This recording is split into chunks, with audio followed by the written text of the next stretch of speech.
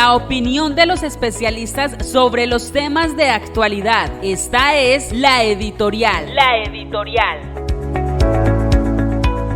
La historia cuenta que el 23 de febrero de 1963 la situación fue tensa en Santa Bárbara, Antioquia. ¿Cómo no serlo si ese día se registró una de las peores masacres contra trabajadores en el país? 12 personas fueron asesinadas por parte del ejército y 39 más resultaron heridas.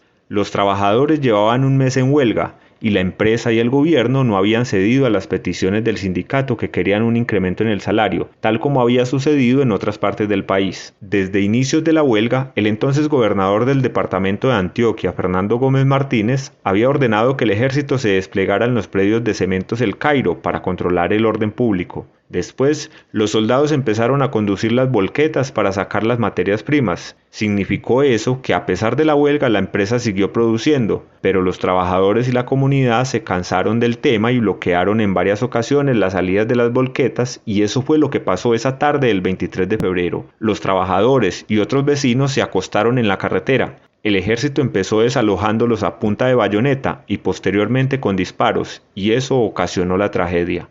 Para hablarnos del tema nos acompaña en la editorial del día de hoy Hiller Hernández, director de la ENS. El 23 de febrero de 1963 fueron vilmente asesinados por el Ejército Nacional 12 hombres y mujeres, una de ellas una menor de escasos 11 años de edad y 4 de ellos sindicalistas que se encontraban en proceso de huelga en contra de la cementera El Cairo, hoy Cementos Argos, y que defendían sus derechos y reclamaban mejores condiciones laborales y de vida para ellos y sus familias. En este deleznable hecho, donde las fuerzas del Estado dispararon indiscriminadamente contra quienes allí se hallaban reunidos, fueron también heridas 39 personas, y en un operativo paralelo, se privaron irregularmente de la libertad casi 80 vecinos del municipio, haciendo uso para ello de un bus perteneciente a la cementera, y demostrando claramente el contubernio existente entre el gobierno de la época y los empresarios, con el propósito de ejercer la violencia antisindical y refrenar toda movilización tendiente al logro de condiciones de trabajo decente en el país.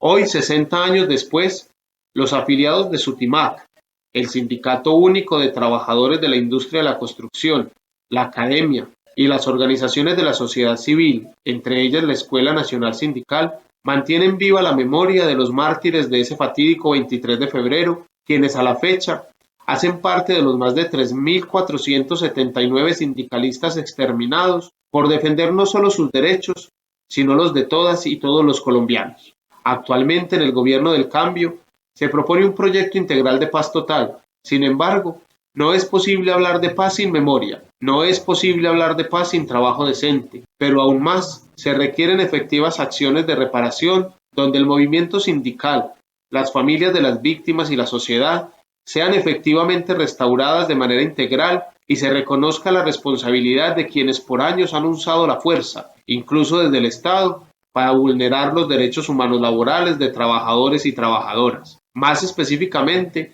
aquellos relacionados con la libertad sindical, la negociación colectiva y la huelga. Desde el municipio de Santa Bárbara se elevaba un clamor, no solo para recordar a los muertos, sino para revivir en la sociedad la necesidad de una lucha imperenne por el mejoramiento de las condiciones laborales de todos los colombianos. En este marco de conmemoración, cobran importancia las reformas que hoy el gobierno impulsa, pues son ellas el mecanismo de reivindicación y reconocimiento de los derechos laborales que han sido arrebatados, además de ser una herramienta efectiva para que el sacrificio y martirio de miles de trabajadores, entre ellos las víctimas de la masacre de Santa Bárbara, no caigan en el olvido. Actos como el de Santa Bárbara no deben volver a pasar. Las reivindicaciones de los trabajadores deben ser escuchadas siempre, y lo que pretenden las reformas anunciadas por este gobierno es que a las y los trabajadores de Colombia nos vaya mejor.